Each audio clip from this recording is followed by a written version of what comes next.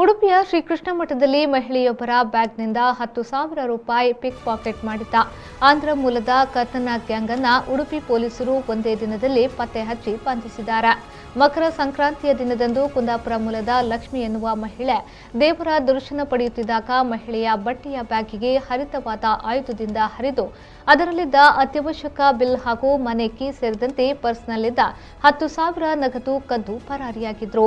ಈ ಬಗ್ಗೆ ಲಕ್ಷ್ಮಿಯವರು ನಗರ ಠಾಣೆಗೆ ದೂರು ನೀಡಿದ್ದು, ತಕ್ಷಣ ಕಾರ್ಯಪ್ರವೃತ್ತರಾದ ಉಡುಪಿ ನಗರ ಠಾಣೆಯ ಪೊಲೀಸರು ನಗರದ ಸಿಸಿಟಿವಿ ಹಾಗೂ ಡ್ರೋನ್ ವಿಡಿಯೋಗಳನ್ನು ಪರಿಶೀಲಿಸಿದಾಗ ಆರೋಪಿಗಳ ಸುಳಿವು ದೊರೆತಿದ್ದು, ಆರೋಪಿಗಳು ಉಡುಪಿಯ ಶ್ರೀರಾಮ್ ರೆಸಿಡೆನ್ಸಿಯಲ್ಲಿ ತಂಗಿರುವ ಬಗ್ಗೆ ಮಾಹಿತಿಯ ಮೇರೆಗೆ 3 ಮಹಿಳೆಯರು ಸೇರಿ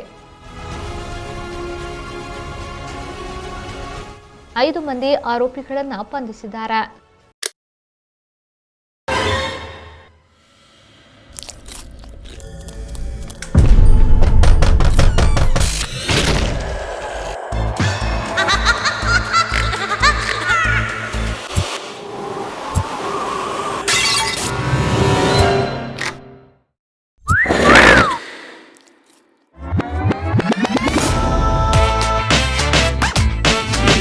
Oshima, batteries and inverters.